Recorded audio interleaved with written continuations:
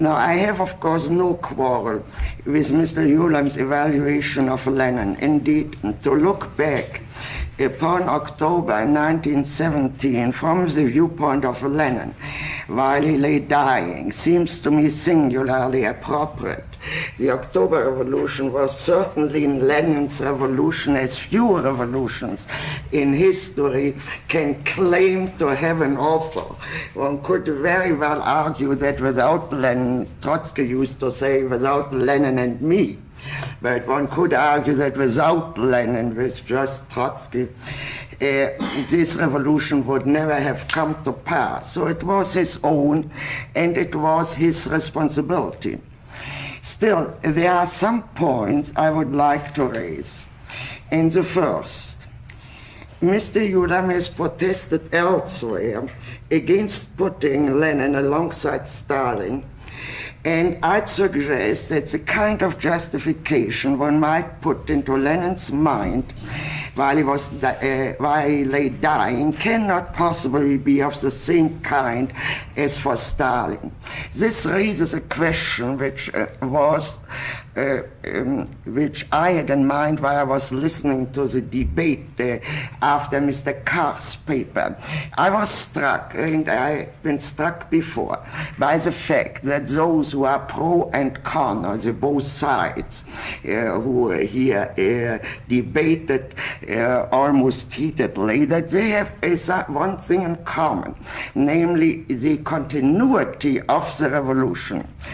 As in this, that is that if you are for Lenin, you justify Stalin. If you are against Stalin, you throw Lenin, and also you put Lenin into the same category. You say Stalin is a necessary consequence of Lenin, whatever. Now, this is in sharp contrast, it seems to me, to recent voices from the Soviet Union. Mr. Eriksson mentioned here from La Sinistra, and a heated discussion in the Department for the History of the Great Patriotic War, which took place in February 1966.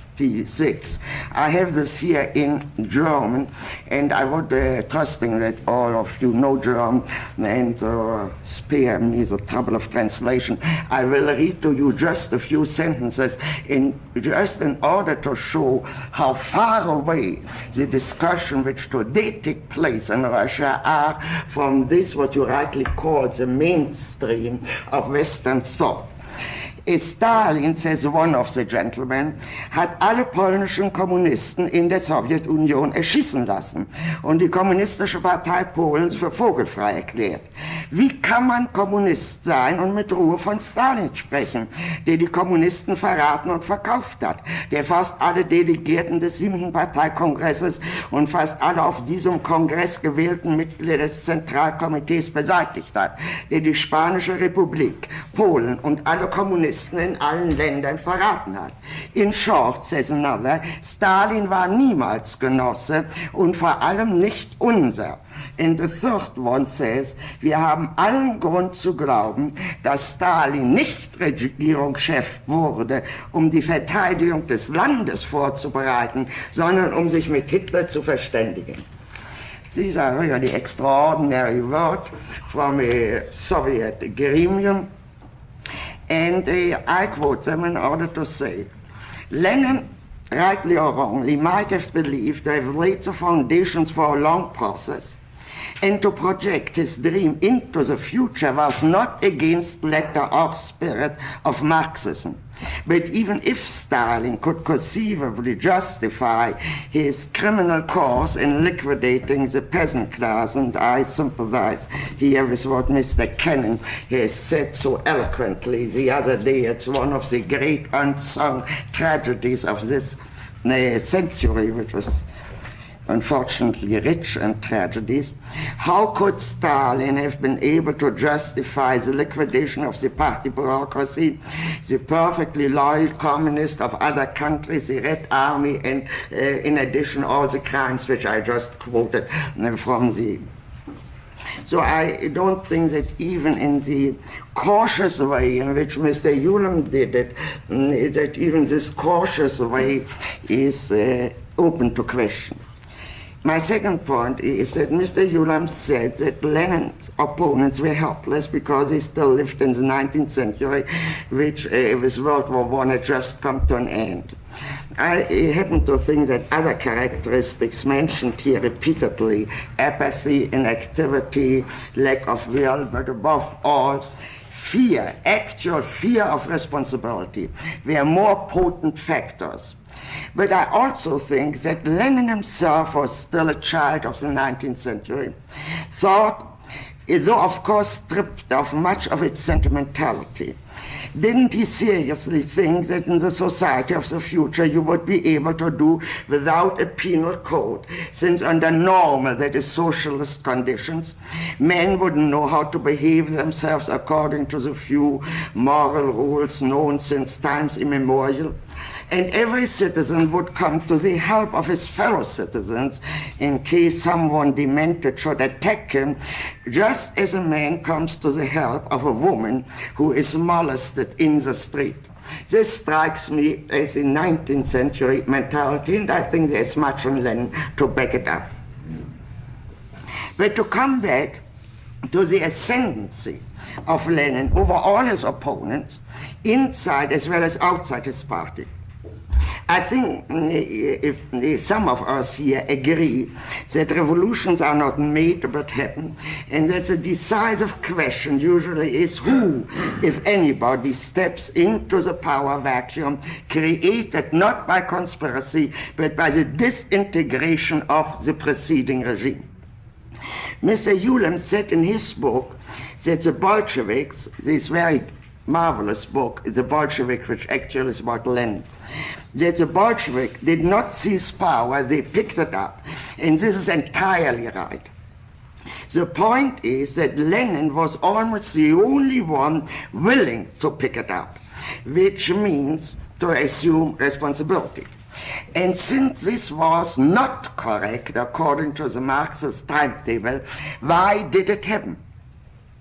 I would suggest that the main reason was that Lenin, alone among the revolutionaries, had very early understood the modern interconnection of war and revolution.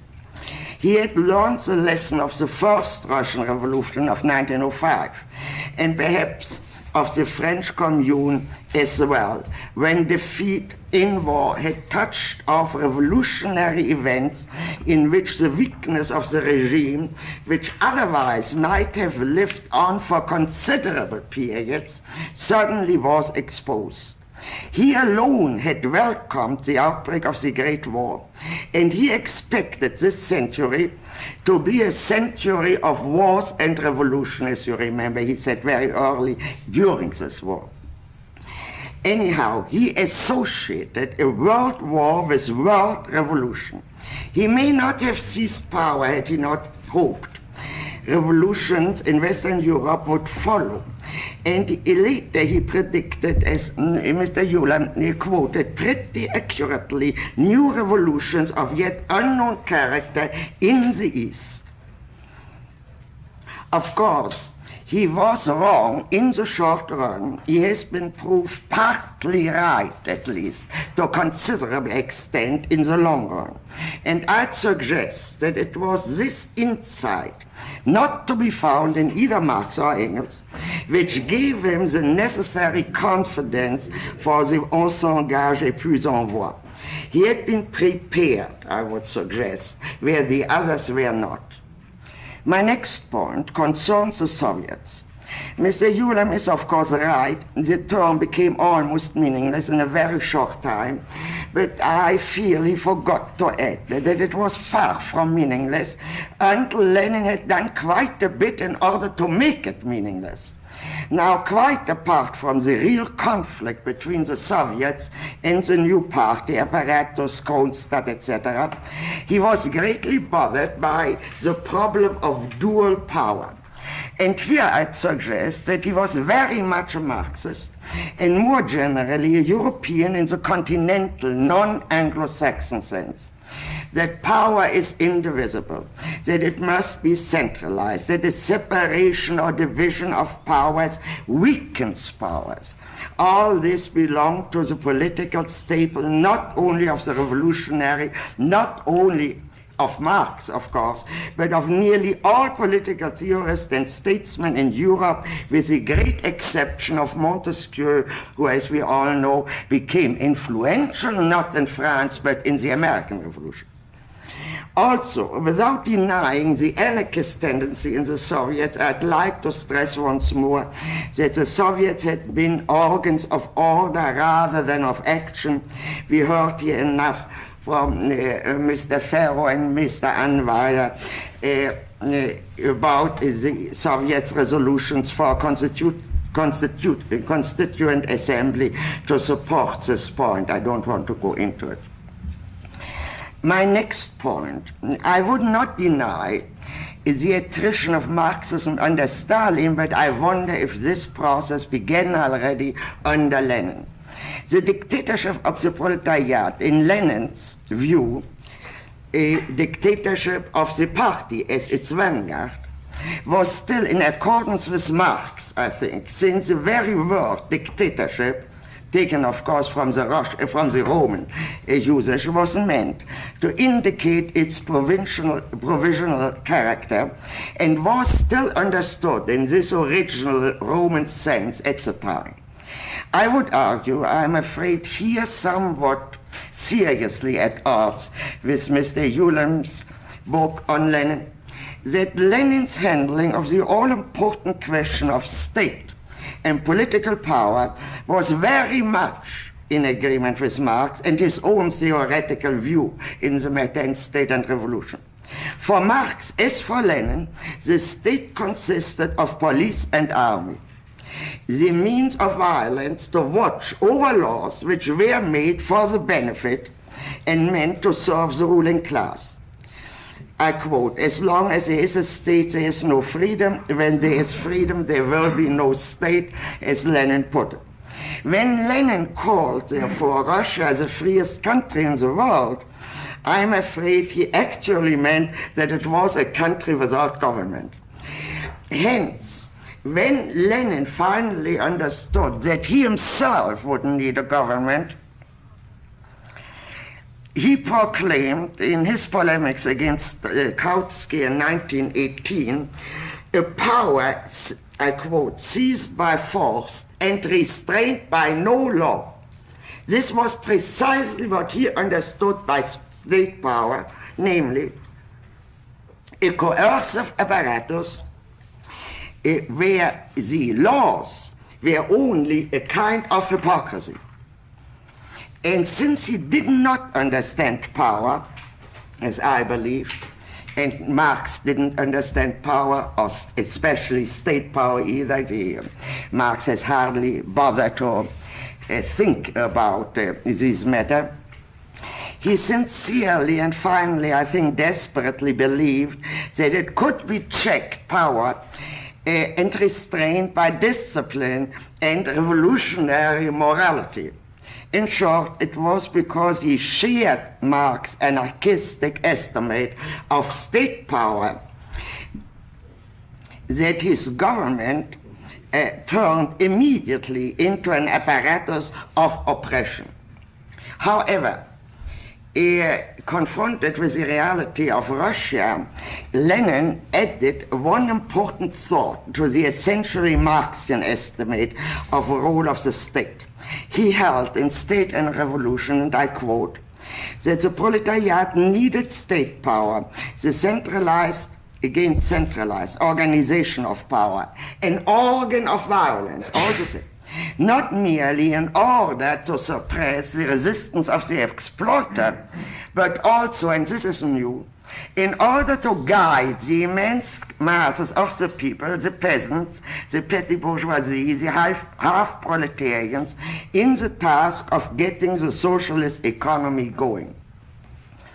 This was essentially the same function the party had had with regard to the working class prior to the seizure of power, except, of course, that now the party had coercive power to fulfill this function, which, of course, changes everything. They are no longer representative, really.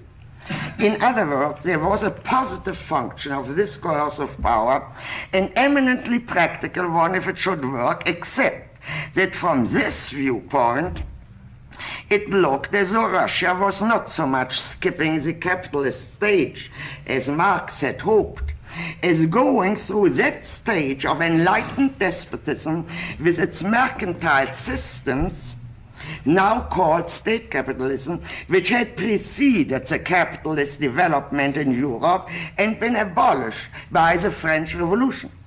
Before Stalin established his totalitarian rule, Lenin had erected a kind, surely without knowing it, I think, of enlightened absolutism. Now, the trouble with enlightened despotism has always been the scarcity of enlightened despots. Despots are seldom enlightened because enlightened men have no appetite for this kind of power. But the very fact that Lenin on his deathbed thought of nothing but of personalities, of the personalities of his successors, proves that he must finally have grasped this simple fact, however vaguely and crudely. And this is all the more impressive as his ideological conviction should hardly have permitted him to waste the precious time left to him, he knew he was dying, on the subjective factor which they all had held in such contempt. It is indeed ironical, and if one has any sympathy with Lenin, as I have, a bit sad that a movement which had staked everything on objective developments should have established a kind of government in which everything finally depended upon the future ruler, for whom not even a law of succession exists. So that Lenin should now be reduced to awkwardly, I think the awkwardness in these last things is very striking, imploring the comrades to show more discipline and deploring the lack of culture in general and the rudeness of Stalin. What an understatement, the understatement of the century in particular. Finally, the question of the attraction of communism. I agree with you and would only like to add 2 points which makes the outlook a bit less rosy. The attraction in Europe today is very strong in all countries which want a new order of things. That is a revolution, of course. Something that would change. A new order of things is a term of Machiavelli, who also was longing for a new order of things and wise enough to say nothing is more fraught with danger than the establishment of a new order of things, which at the same time he passionately wanted. If he is the father of anything, he is the father of the revolution. Well, not necessarily these people a communist order. The communist parties attract what we here call the disaffected members of society, and also those workers, especially in Italy and France, who are convinced that they see a communist party as the strongest factor in the improvement of living conditions for them. They don't want necessarily a communist regime, but a strong communist opposition to whatever government there may be. I would not think this state of affairs particularly dangerous if I had more trust in the stability of European governments. But this, I suppose, is a large question and much open to controversy. Potentially more explosive is a fusion of nationalism and communism in the underdeveloped countries, because there the exploitation of man by man is still as powerful a point of crystallization as it originally was when Marx wrote the Capital. The beacon of hope is there now what it once was in the West, and what Saint-Just has said briefer and perhaps more impressive than Marx. Les malheureux sont la puissance de la terre. Now, everything we know of history refutes this statement. No revolution was ever been made by the malheureux, by those who were miserable. But this does not prevent it, I think, les malheureux sont la puissance de la terre. It does not prevent it from being very attractive.